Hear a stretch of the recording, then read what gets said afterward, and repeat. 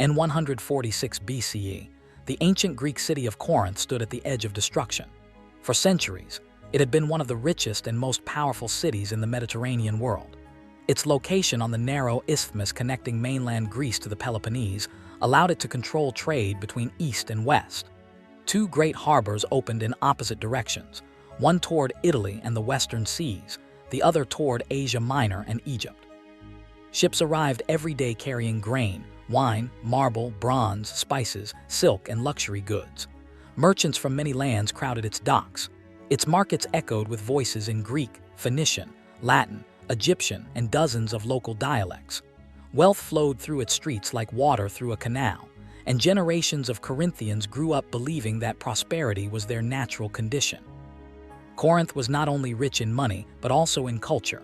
Its artists, sculptors, and craftsmen were famous throughout the ancient world.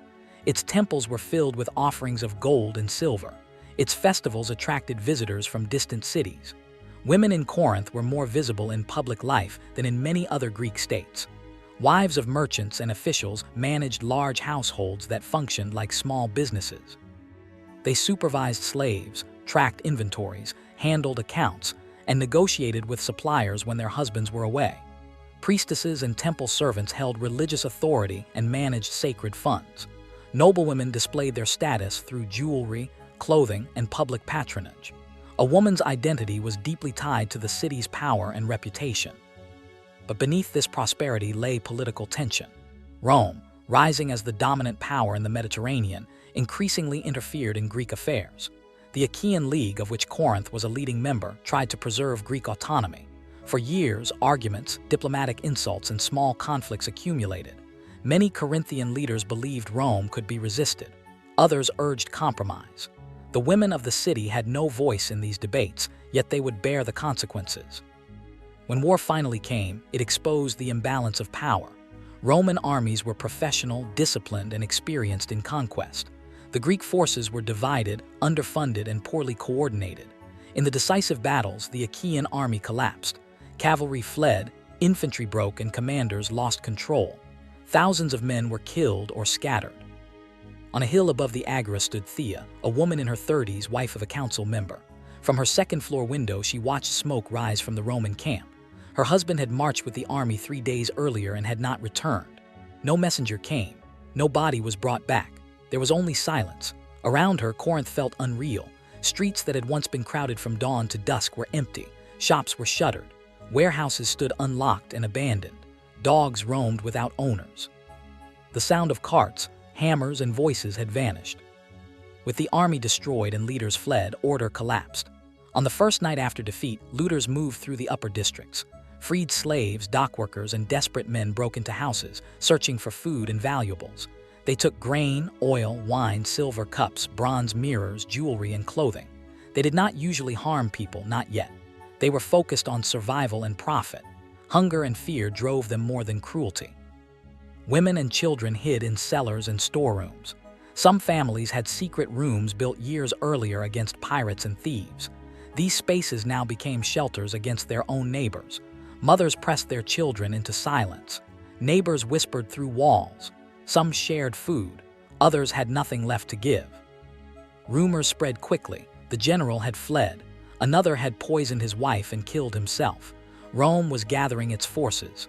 No mercy would be shown. Every story made the future darker. For 3 days, Roman troops remained outside the open gates. Their commander, Lucius Mummius, feared ambush.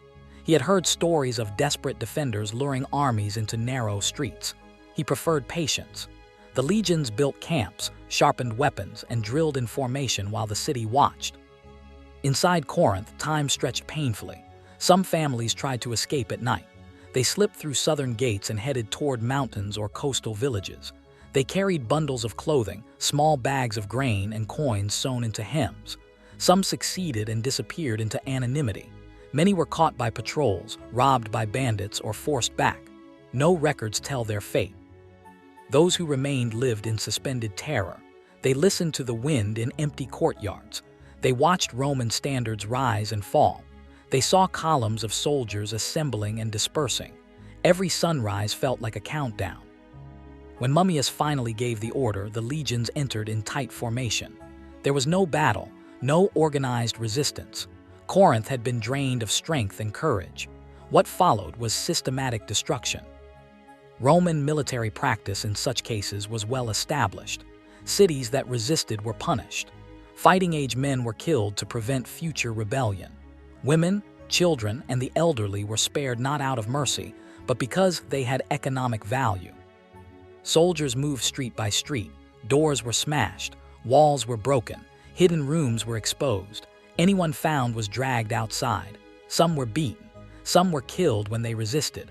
Most were herded towards central gathering points. Valuables were seized and sorted. Gold and silver went into official collections. Artworks were stacked. Furniture, tools, and clothing were divided among soldiers or sold. Families were torn apart. Children over 7 were usually separated from mothers because individual sales produced more money. Infants were sometimes left with mothers, but only if buyers thought it useful. Old women, sick women, and injured people were placed in low-value groups. Women were examined and categorized. Age, appearance, health, education, and skills determined their future. A literate woman who could manage a household was worth far more than a field laborer. A young girl could be trained and resold at a profit. Everything was calculated. Temple servants and priestesses received no special treatment. Their sacred status meant nothing. They were property like all others. The historian Polybius, who witnessed the aftermath, recorded scenes of indifference and ignorance. Roman soldiers used famous paintings as gaming boards. They walked on broken statues. They laughed among ruins. To them, this was victory. Initial slave sales took place near the camp. Traders who followed armies bought large groups. These sales under the spear transferred human beings into private commercial hands.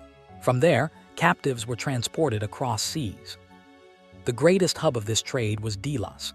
Declared a free port, it had become a massive processing center for human cargo. Ships arrived daily with captives from Greece, Africa, Spain, and Asia. Warehouses held people as well as grain and wine. Facilities were designed for speed and volume. On Delos, each captive wore a wooden tag listing origin, skills, physical condition, and defects. Buyers moved along platforms like inspectors at a livestock market. They checked hands for calluses, teeth for age, eyes for disease. Women endured humiliating scrutiny. Roman writers rarely described these scenes in detail because they considered them normal. Educated Greek women were in high demand.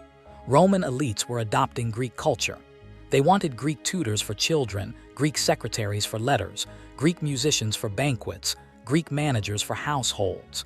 A Corinthian noblewoman embodied everything fashionable.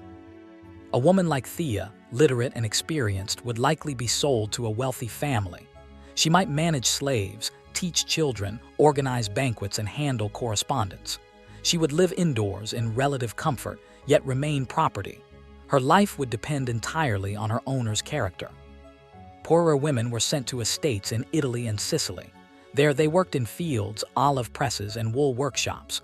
Roman agricultural writers treated slaves as tools, feed them enough to work, house them to prevent escape, replace them when worn out. Many died young from exhaustion and disease. Temple women faced another form of loss. Some were purchased by households with private shrines. They performed rituals similar to those they had known, serving Venus instead of Aphrodite. The prayers were similar. The incense smelled the same. But they had no choice, no authority, no community. What had once been sacred became compulsory labor. Children were raised as slaves. They received new names. Their memories faded. If they were intelligent, they might be trained as clerks or attendants. If not, they worked in fields or workshops. Their children were born into bondage. In one generation, the lineage of Corinthian elites disappeared into anonymity. After the sack, Rome dismantled Corinth politically and physically. A commission dissolved the Achaean League. Greece was placed under Roman administration. Corinth's land became state property. Any Roman citizen could buy it. Walls were torn down, buildings were burned or dismantled, temples were stripped, harbors were neglected, roads cracked, water systems failed. For more than a century, Corinth lay empty. Weeds grew through marble paving. Foxes and goats wandered through former markets. The Temple of Apollo stood alone, its columns rising over ruins like bones. On the Corinth, Aphrodite's sanctuary fell silent. Altars grew cold. Sacred vessels were gone. The women who once prayed there were scattered across continents. Some enslaved women were later freed. Roman law allowed manumission. A freedwoman could work, own property, and form a household. But she carried the stigma of slavery. She could not hold public office. Her past followed her forever. Most Corinthian women never reached this stage. They died in bondage. In 44 BCE, Julius Caesar refounded Corinth as a Roman colony.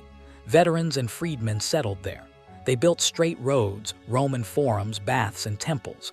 Latin became dominant. Venus replaced Aphrodite. Greek traditions survived only in fragments. A century later, Apostle Paul preached in this rebuilt city. He addressed communities made up of Romans, Greeks, Jews, and freed slaves. The old Corinth of merchants and priestesses was only a memory in stones. The destruction of Corinth coincided with the destruction of Carthage. Together, they marked Rome's absolute dominance.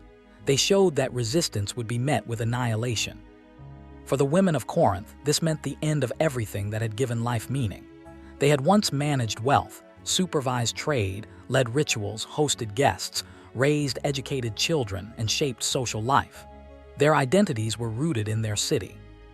After 146 BCE, they became entries in ledgers.